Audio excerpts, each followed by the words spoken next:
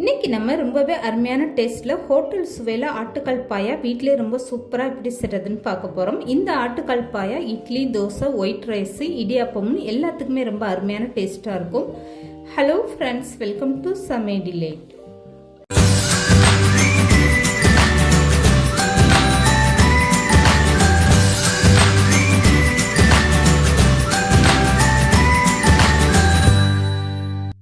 இப்போ இந்த ஆட்டுக்கால் பாயா செய்கிறதுக்காக நான் 2 ஆட்டுக்கால் இந்த மாதிரி கட் பண்ணி வாங்கியிருக்கேன். உங்களுக்கு கடையிலே வாங்கும்போது இந்த மாதிரி கட் பண்ணி க்ளீன் பண்ணி கொடுத்துருவாங்க. இந்த மாதிரி நீங்கள் ஆட்டுக்கால் வாங்கினதுக்கு அப்புறமா வீட்டில் ஒரு 2லேருந்து 3 டைம் நல்லா கழுவி எடுத்துக்கோங்க. இப்போ கழுவி எடுத்த ஆட்டுக்காலை ஒரு குக்கரில் சேர்த்துக்கோங்க. இதில் 1.5 கிளாஸ் அளவுக்கு தண்ணி சேர்த்துக்கோங்க. ஆட்டுக்கால் வேகிறதுக்கு உங்களுக்கு அதிகமான டைம் எடுக்கும். அதனால 1.5 கிளாஸ் தண்ணி சேர்த்துட்டு ஃபஸ்ட்டு இது ஒரு 6 விசில் வச்சு எடுத்துக்கோங்க. 6 விசிலில் வேகாது. இந்த ஆட்டுக்கால் வேகிறதுக்கு குறைஞ்சது ஒரு 10 விசில்னாலும் நீங்கள் வச்சிங்கன்னா தான் வேகும். ஒரே டைமில் நீங்கள் 10 விசில் வச்சு எடுத்தீங்கன்னா தண்ணி பற்றாமல் இந்த ஆட்டுக்கால் அடிப்பிடிச்சு போயிடும். அதனால 5லேருந்து 6 விசில் வந்ததுக்கப்புறம் ஸ்டவ்வை ஆஃப் பண்ணிவிட்டு இந்த ஏரெல்லாம் நல்லா ரிலீஸ் ஆனதுக்கப்புறமா நீங்கள் மூடி ஓப்பன் பண்ணி பாருங்கள். இப்போ இந்த ஆட்டுக்கால் எடுத்து பார்த்தீங்கன்னா உங்களுக்கு வெந்திருக்காது, ஓரளவுக்கு தான் வெந்திருக்கும். இது நல்லா இந்த தோலெல்லாம் நல்லா வெந்து வரணும். அது வரைக்குமே இந்த ஆட்டுக்கால் நல்லா வேக வச்சுக்கோங்க. இப்போ இந்த ஆட்டுக்கால் பாயாவுக்கு 2 தக்காளி இந்த மாதிரி மீடியம் சைஸ் தக்காளியை சேர்த்துக்கோங்க. இதோட கூடுதலாக 1/2 கிளாஸ் அளவுக்கு தண்ணி சேர்த்துட்டு 4 விசில் வச்சு எடுத்துக்கோங்க. இந்த 4 விசிலில் உங்களுக்கு ஆட்டுக்கால் ரொம்பவே சூப்பராக வெந்து வந்துடும். மொத்தத்துக்கு இந்த ஆட்டுக்கால் வேகிறதுக்காக நான் 10 விசில் வரைக்கும் வச்சு எடுத்திருக்கேன். உங்களுக்கு இந்த ஆட்டுக்கால் 10 விசிலில் வேகலைன்னா நீங்கள் கூடுதலாக 4 விசில் வச்சு எடுத்துக்கோங்க. இப்போ நான் 10 விசில் கணக்கில் வச்சு எடுத்திருக்கேன். இப்போ இந்த குக்கர் விசில் சவுண்டெல்லாம் நல்லா அடங்கினதுக்கு அப்புறமா மூடி ஓப்பன் பண்ணி பாருங்கள். இப்போ 10 விசிலுக்கு அப்புறம் நான் கரண்டியில் இந்த ஆட்டுக்கால் எடுத்து காட்டுறேன் எந்த அளவுக்கு நல்லா வெந்திருக்குன்னு. கையில் எடுத்து இப்படி அமுக்கி பார்த்தீங்கன்னா இந்த தோலெல்லாம் நல்லா பிஞ்சிட்டு வருது பாருங்கள். இது கரெக்டான ஸ்டேஜில் இருக்குது.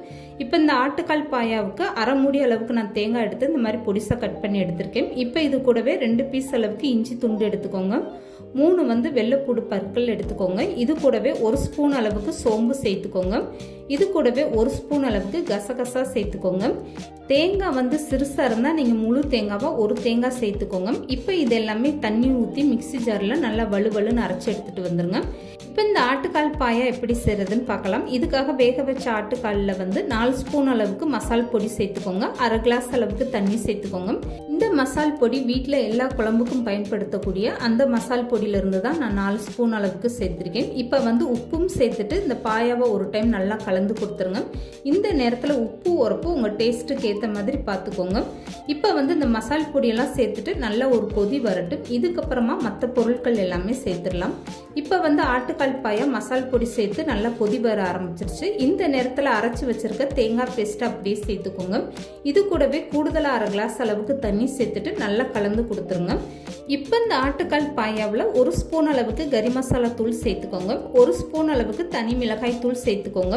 ஆட்டுக்கால் பாயா கொஞ்சம் நல்லா காரமாக இருந்தால் தான் டேஸ்ட் நல்லா இருக்கும். இப்போ 1 ஸ்பூன் அளவுக்கு ஜீரகத்தூள் சேர்த்துக்கோங்க. இப்போ இதெல்லாமே சேர்த்துட்டு ஒரு டைம் நல்லா கலந்து கொடுத்துருங்க. இப்போ இந்த ஆட்டுக்கால் பாயா நல்லா ஒரு கொதி வந்துருச்சு பாருங்க. இந்த நேரத்தில் இதுக்கு ஒரு தாளிப்பு கொடுத்துடலாம். இதுக்காக 5லேருந்து 6 ஸ்பூன் அளவுக்கு நல்லெண்ணெய் சேர்த்துக்கோங்க. நல்லெண்ணெய் கொஞ்சம் தாராளமாக சேர்த்துக்கோங்க. அப்போ தான் ஆட்டுக்கால் பாயா நல்லா டேஸ்ட் கொடுக்கும். இது கூடவே தாளிக்கிறதுக்காக பட்டை வகை எல்லாமே சேர்த்துக்கோங்க. கறி மசாலா பட்டை, இது கூடவே 2 ஏலக்காய், கிராம்பு, இந்த மாதிரி வாசனை பொருட்கள் எல்லாமே சேர்த்துக்கோங்க. இப்போ ஒரு கைப்பிடி அளவுக்கு சின்ன வெங்காயம் பொடிசாக கட் பண்ணிட்டு சேர்த்துக்கோங்க. கொஞ்சமாக கருவேப்பிலையும் சேர்த்துக்கோங்க. வெங்காயம் சேர்ந்து நல்லா வதங்கினதுக்கு அப்புறமா 1 ஸ்பூன் அளவுக்கு இதில் தனி மிளகாய் தூள் சேர்த்துட்டு எண்ணெயிலே நல்லா இந்த மாதிரி வதக்கி விட்டுருங்க. மிளகாய் பொடி சேர்த்ததுக்கு அப்புறம் நீங்கள் அதிக நேரம் எண்ணெயில் இந்த மாதிரி வதக்கக்கூடாது. மிளகாய் பொடி கரிஞ்சு போயிடும். ஒரு 2 நிமிஷம் மட்டும் இந்த மாதிரி நீங்கள் எண்ணெயிலே இப்படி வதக்கி விட்டீங்கன்னா போதும். இப்போ இந்த தாளிப்பு அப்படியே ஆட்டுக்கால் பாயால சேர்த்துக்கோங்க. இது சேர்த்ததுமே நீங்கள் ஸ்டவ்வை ஆஃப் பண்ணிவிட்டு இதுக்கப்புறமா நல்லா ஒரு டைம் கலந்து கொடுத்துருங்க. இதுக்கு மேலே கொஞ்சமாக நீங்கள் கொத்தமல்லி தூவிட்டீங்கன்னா அவ்வளோதாங்க.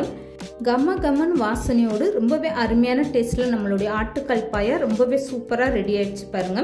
இப்போ இந்த ஆட்டுக்கால் பாயா கொத்தமல்லி தூவிட்டு அப்படியே மூடி போட்டு வச்சிருங்க. அவ்வளோதாங்க.